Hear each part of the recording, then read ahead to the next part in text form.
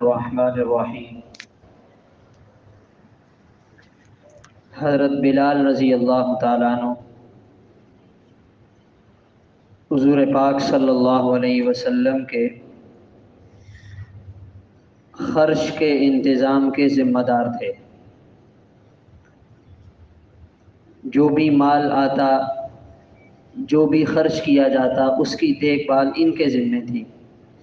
ایک دفعہ شام میں کسی نے ان سے کہا کہ مجھے ذرا اس کی تفصیل بتائیں کہ آپ کیسے دیکھا کرتے تھے۔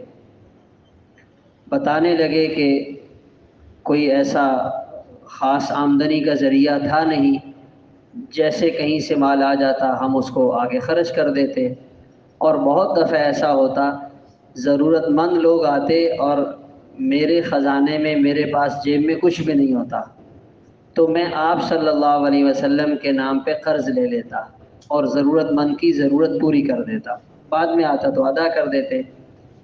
تو ایک دفعہ ایک یہودی نے مجھ سے کہا کہ تمہیں کسی سے قرض لینے کی ضرورت نہیں، جب بھی ضرورت پڑے میرے پاس آ جانا اور جب سہولت ہوئی دے دینا۔ میں نے کہا یہ تو اچھی بات ہے۔ پھر میں اس سے لیتا رہا۔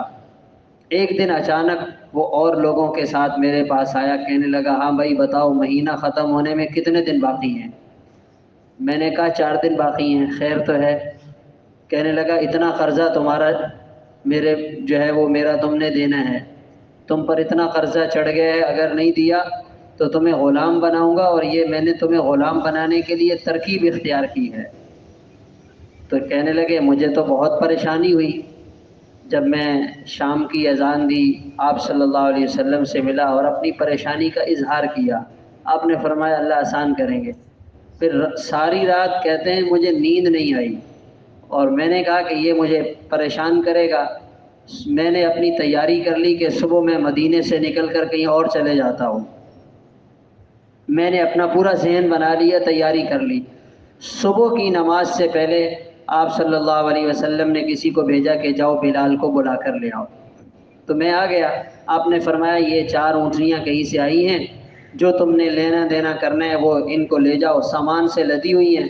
تو میں نے وہ اونٹنیاں لی اور جا کر بولا کہ بھائی جس کسی نے قرض لینا ہے وہ آ جائے، میں قرض دینے کے لیے تیار ہوں۔ اور دوپہر تک میں نے سب کا قرض ادا کر دیا، اور اس کے بعد بھی کچھ مال بچ گیا۔ میں آیا، آپ نے مجھ سے پوچھا ہاں بلال بتاؤ کیا ہوا؟ میں نے کہا یا رسول اللہ سب قرض ادا ہو گیا اور کچھ مال باقی ہے۔ آپ نے فرمایا جب تک یہ خرچ نہیں ہوگا ہم گھر نہیں جائیں گے۔ شام ہو گئی، عشاء کی نماز ہو گئی۔ آپ نے پوچھا مال خرچ ہو گیا؟ میں نے کہا نہیں ہوا۔ آپ نے فرمایا یہ رات ہم مسجد میں گزاریں گے، گھر میں بھی نہیں جائیں گے۔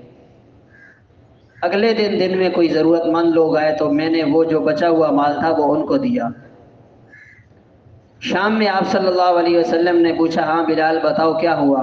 میں نے کہا یا رسول اللہ مال ختم ہو گئے۔ آپ نے فرمایا اب ہم گھر جا سکتے ہیں۔ پھر آپ گھر گئے اور وہ رات آپ نے گھر میں گزاری ہے۔ اس میں بہت سی چیزیں ہمیں پتہ چلتی ہیں۔ ایک خاص بات جو ہمارے لیے قابل توجہ ہے وہ یہ ہے، عام طور پر دنیا کا جو بڑا صاحب حیثیت انسان ہوتا ہے وہ مال جمع کرنے کی حرص کرتا ہے، مال بنانے کی کوشش کرتا ہے۔ آپ صلی اللہ علیہ وسلم کی شخصیت ایسی ہے، آپ نے مال کو خرچ کرنے کی ترغیب دی ہے، سادگی اور قناعت کو اپنایا ہے، اپنے لیے نہیں جمع کیا، امت پر خرچ کرنے کی ترغیب اور امت پر مال خرچ کرنے کی حوصلہ افزائی فرمائی ہے۔ اور آج ہم سارے پریشان ہی مال کے لیے ہیں، آج ہماری پریشانی ہی پیسے کے لیے ہے۔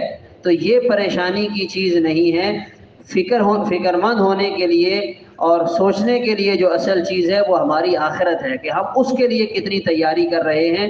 جب انسان آخرت کی فکر کرتا ہے اللہ تعالیٰ دنیا کی ضروریات کا کوئی نہ کوئی اس کا ضرور انتظام فرما دیتے ہیں۔ اللہ تعالیٰ عمل کرنے کی توفیق عطا فرمائے۔ اللہم صلی علی سیدنا